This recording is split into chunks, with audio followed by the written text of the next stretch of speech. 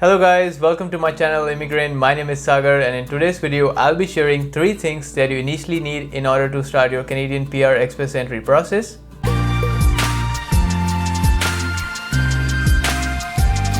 So Express Entry basically has 3 different programs. It's Federal Skilled Worker Programs, Federal Skilled Trade Program, and Canadian Experience Class. And in this video I'll be talking about Canadian Experience Class because that's what I did. But you might find it helpful if you're someone who's planning to migrate to Canada under Federal Skilled Worker Program, or if you're someone who just want to know how the PR process works after you complete your studies in Canada. So the first thing that you need is at least 1 year of skilled work experience in Canada in the last 3 years before you apply for Express Entry PR.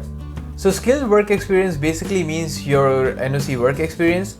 NOC, which is National Occupational Classification, it has 5 different skill levels: skill level 0, A, B, C, and D. So for Express Entry PR, you need a job in either skill level 0, A, or B. So please don't get confused here. Your job should be under skill level 0, A, or B. It doesn't really matter if it's related to your education or whatever course you have done. So as I mentioned before, your NOC work experience must be at least 1 year. If it's a full-time job, you need to get 30 hours per week. Again, I've seen a lot of people getting confused that if it's a full-time job, you need to have 40 hours per week. But that's not really the case for your Canadian Experience Class. It should be 30 hours per week. Also, it doesn't really matter if you work 40 hours per week, 60 hours per week, because they don't count any hours you work above 30 hours per week. So in 12 months period, it should be 1560 hours, which is a minimum requirement. I was also told that you have to work at the same company for a year. That's not true. You can always change your job, or even if you get promoted within that 1 year period. That's what happened with me. I got promoted within 6 months of starting. So the only thing is your new job or your new position should be NOC related, and you must be getting 30 hours per week. And for the total hours, 1560 hours, all you have to do is add the hours from your different jobs. For example, let's say you did 700 hours from your previous job and 860 hours in your current job. So the total, if you add them up, should be 1560. Doesn't really matter if you have done 3 jobs, the minimum requirement is 1560 hours. There is another case where if you get an NOC job which is part-time. Personally, I've never seen this, but if you get an NOC job which is part-time, you should be getting 15 hours per week. And in order to get to that 1560 hours, you have to work there for at least 2 years. So it's 30 hours per week. It's not 40 hours per week that they consider full-time, 30 hours per week. Because what happened with myself was I got the position. My position was part-time shift supervisor. Shift supervisor was NOCB, so which was fine. But I was really concerned about the part-time thing. I was like so confused because they used to call it part-time shift supervisor, and I was like, maybe I have to work here for 2 years or have to look for another job. But as I was getting 30 hours per week, and it was even mentioned on my offer letter, so the CIC, they considered it as a full-time position, even though my company used to call it part-time shift supervisor. Also, is the hours that you do on your work permit that counts. They don't count the hours during your co-op or your study visa. If you're someone who's planning to come to Canada through this Federal Skilled Worker Program, it's the same thing. Your job should be NOC 0, A, or B. If you're someone who's planning to apply for PR through Canadian Experience Class, if you're in Canada, and if you have a foreign work experience or your back home work experience, that should also be NOC 0, A, or B. So initially, in order to submit your profile in Express Entry pool, all you need is NOC code. So each job profile has a designated NOC code. For example, restaurant manager is 6311, ID technician 5233. So just go to CIC website and find out your NOC code. It doesn't really matter what position you're in, because the chances are you might not find the exact same job title on the CIC website, but you just have to look for the job duties. I think it should be 70% that should match with your current job responsibilities. So for example, my job title was part-time shift supervisor, but there was nothing like that on the CIC website. So I used a completely different job title, as my job duties mentioned on the offer letter were kind of similar to that mentioned on the CIC website.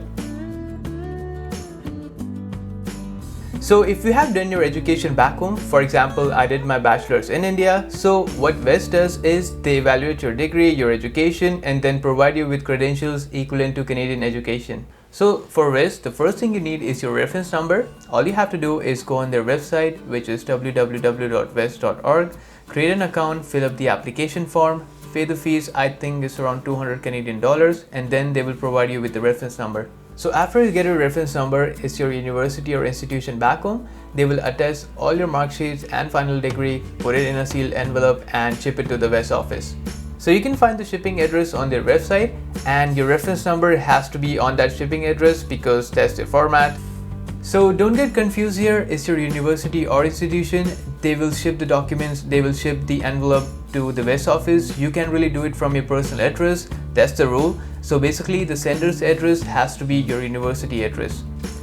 And then WES will automatically send one copy to IRCC, which is Canadian Immigration, and one copy to your address, whatever you have mentioned while filling out the application.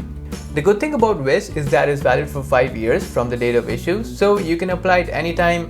If you're studying here, while you're studying, after completing your studies, or while you're working. So the overall WES process takes around 3 to 4 months.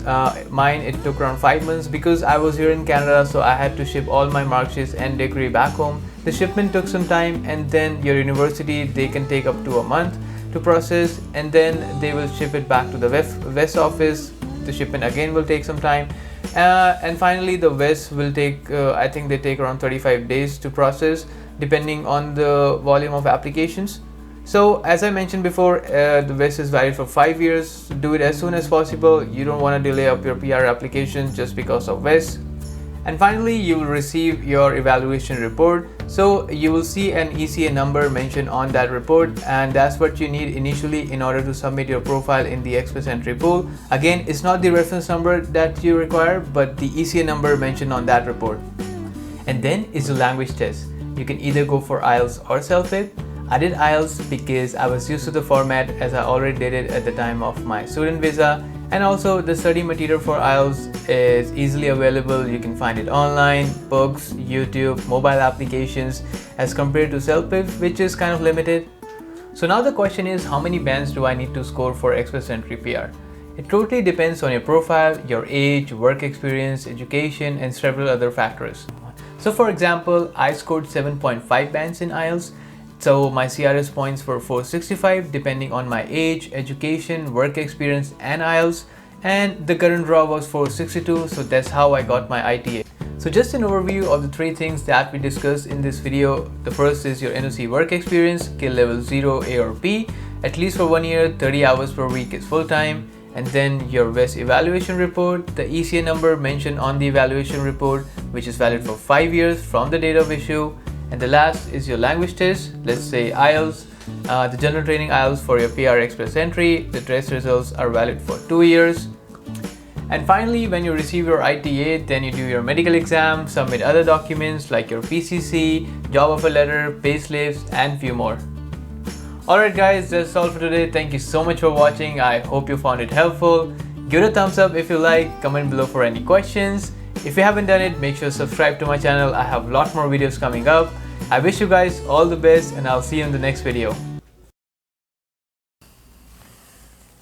So as I mentioned before, your NOC work experience must be 1 year. If it's a full-time, sorry.